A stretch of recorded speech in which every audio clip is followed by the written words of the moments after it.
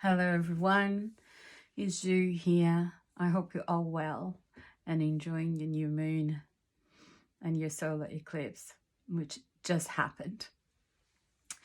But it doesn't matter that it just happened. The energies that are influencing us have been influencing us for quite a while now, and they will carry on. Hence, it's so important to align with this energy. So we can get this boost full manifestation simply because it is a solar eclipse with so many conjunctions that I'm going to be mentioning that are quite important. Hence I wanted to do the video. There is actually so much going on. Is the solar eclipse, is the new moon, and there's a lot of goodness in there. So is it really a shame to let it pass and not align to this energy, which is a great boost for us to be manifesting what is tangible, what's material, because it has this Taurus energy to it. And not only that,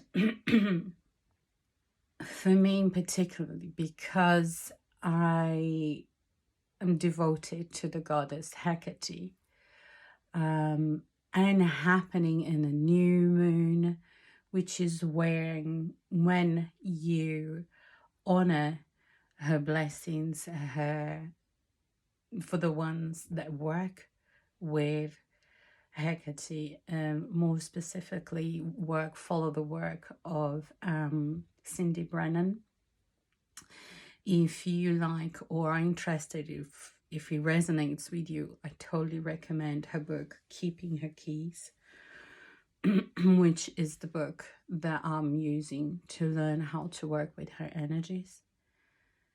But back to the eclipse, the reason I'm mentioning Hecate is not just because it's new moon, but this eclipse has Hecate energies on the North Node. I'm not going to get into what North Node is. Like I said, I'm not an astrologer. I just love astrology, and it just makes so much sense to me. And it's just one of the many things that I study. And what I learn, I pass it on. So it has this huge influence, this current. It has her energy in it. And she comes to shake things up, to get us aligned, to get us right there to achieve our potential. And this reflects in the reading. There were so many cards that came up that emphasize this energy, this push. This is almost like a boost of energy where now is the time to align. There's so much more. There's a huge potential to every single one of us. And it is time to tap into that. I wouldn't even say tap. It's time to grab it and not let it go.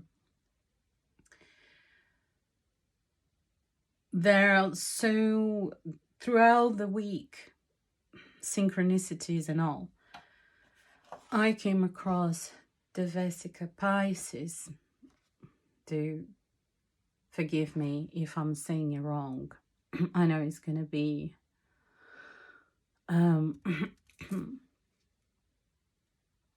back to front, but I just made a very quick drawing just before I started the video. And the reason this symbol is so relevant to me in this moment, the eclipse that we had is a partial one, is not a full-on one. And funny enough, the diagrams of I didn't see, unfortunately, I couldn't see the eclipse, is pretty much what would have happened. You will have the moon covering or this image happening in the sky, and the relevance of that image, of that energy with the reading and with Hecate is this integration of shadow and light, of the feminine and the masculine. Is an integration. We had the Lovers card coming up today.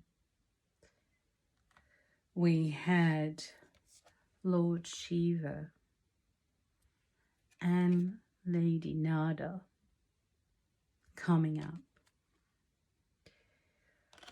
We had Black Bear Guardian coming up.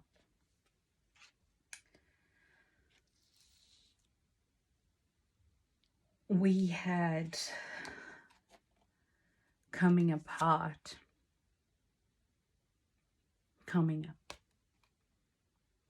And you could ask, well, I did ask myself, how come we have this energy with the first impression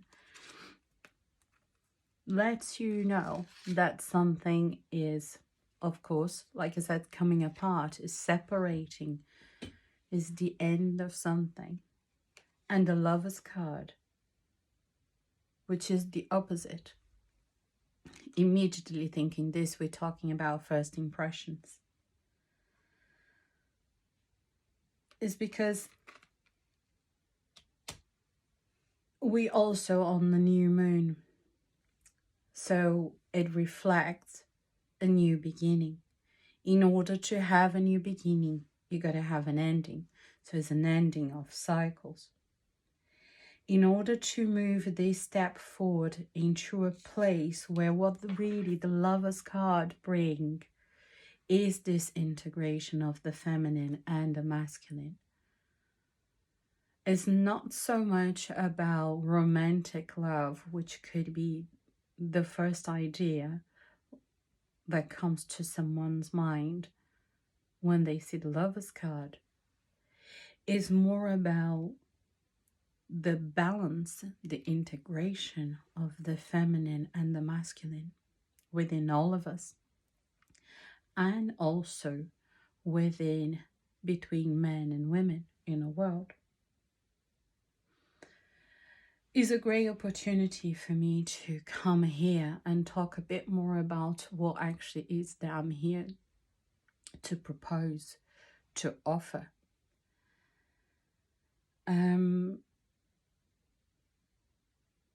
I live in another hemisphere, and not only today is new moon and we have this solar eclipse, but also it is Beltane.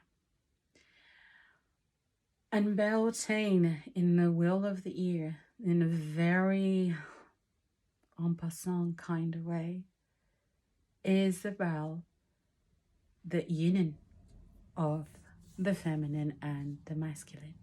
So it's all there, it's screaming at us for us to move forward, integrate, pay attention, start working with these energies in order to find balance, in order to find harmony. Because I believe to be the only way that we're going to get ourselves out of this mess. The work that I do is a work of alignment. And why? Alignment in order to find harmony and balance in life. And achieve your goals, manifest your desires, live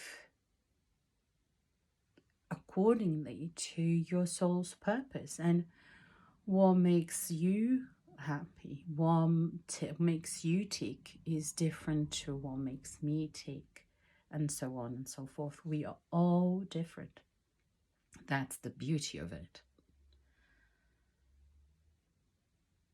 And a lot of us know, I certainly know my entire life, that we will be entering a stage, a phase, a cycle, an era,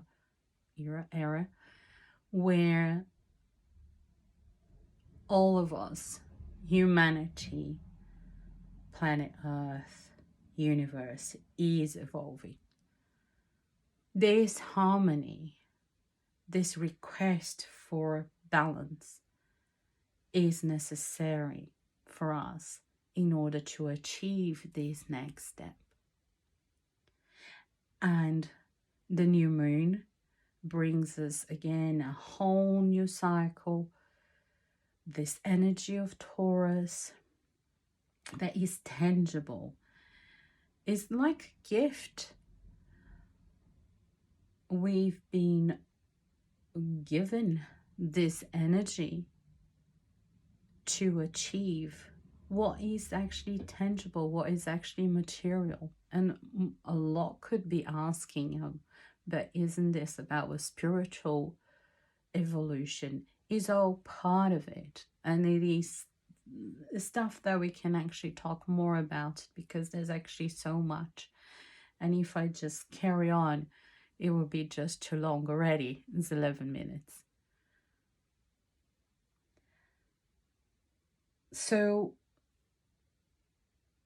we have this boost of energy that if we align ourselves to, and that's one of the things I would like to do through art and natural magic and spiritual teachings and oracle readings, is to help us practically how to align these energies around us. So through the next couple of weeks until the full moon, I will be putting here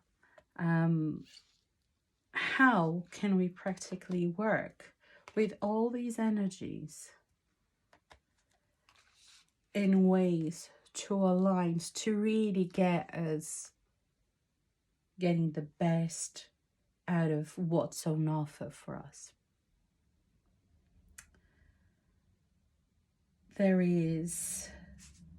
We've been asked to be patient and work with the base chakra. It is a time for creativity, and when I say creativity, is not just about being artistically creative. Creativity manifests in our lives in so many ways.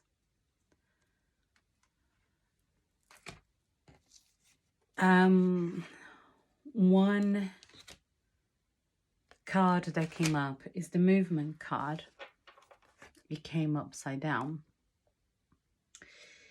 And he talks about revisiting lessons, situations, patterns in our lives that they are recurring. And I remember putting a post about that. I certainly had that experience happening to me in the last 2 weeks, and I was fully aware of it. Nevertheless, it wasn't an easy thing to face or to go through. But it's definitely one of those situations where you revisit something that tends to happen in your life because you haven't quite got it. And it's just another opportunity for you to get it right. And once you do, is so empowering. That's the beauty about it. It's not easy, sometimes quite painful, but so worth it. It is so worth it. And that's, again, another side of what I do. I know it's not for everybody, but it's is probably what you guys are gonna see here. Um, it changed with moon, as it should. My work is devoted and founded on the feminine principle, which is very fluid, as it should be. I devoted to the moon. The moon is one of the major symbolisms or energies of the feminine, and connecting and aligning yourself with the energy of the moon allows you to have this fluidity in your life. So I hope it all made sense. Please leave a comment, leave a message if any of this resonates with you, or if you want to know a bit more. I hope I managed to put a little bit out there of what this what we've been presented with. And when I say presented, it's like gifted, really. There's a lot of energy coming in. There's a lot that we're being asked to do, but it's because we came here to do this. And the alignments, the planets, the cycles, they are all there. We just need to align, literally align ourselves with. And when I say aligning, something very, very simple that can be done. You just sit. I hear quite often how difficult it is for people to meditate, which is so important when you're doing energy work. And it was something that I had to get very disciplined about it as well. And it's one of the reasons why art is so fun and important, because it allows you to be in that meditative state, especially when one can't get to that place just by sitting in silence or with some guided meditation. But this alignment, it can be as simple as just before you go to bed, before you go to sleep, you literally align yourself with energy. Imagine that you have light inside you, inside this body, and this light connects like as if a straight line. This is one of the ways to do it, and connect with the earth, and it connects with the sky, the cosmos, the universe. And you imagine that line straight, going straight to you. That's the very beginning. Breathe in, breathe out a few times, and that already is aligning. Is the very beginning of it. It's as simple as that. We are multidimensional beings, and most of us don't really have a good understanding of what we can all do. I know I certainly don't, but I know, and I have this thirst of learning, and whatever I learn, I'll pass it on. Another thing I wanted to say as well, when it comes to meditation, there are a lot of people who find it difficult. The most common, the most important part of meditation or energy work is grounding. And a lot of people have difficulty grounding or just imagining creating roots or energy lines that will go into the ground. I know I certainly do. I work with the very well with the water element. I have a lot of water in me. So I found out that it's actually easy to imagine water instead of roots, which is the earth element, is an element that I have difficulty with. So by that logic, from that point, if it's easier for you to imagine fire or just light or smoke, just like incense smoke or something like that, that's a very good indication of what element you have in you. When we are aligning ourselves and working with energy, it can't be forced. It needs to be fluid. It needs to feel good. That's the premises of working with energy. You got to start feeling the energies around you. Anyway, 20 minutes on. I hope I managed to say everything. This is the beginning of what could be a big turning point in people's life. So I hope it made sense. Please just ask if you want to know anything and I can help. And I see you in the next video. Thank you.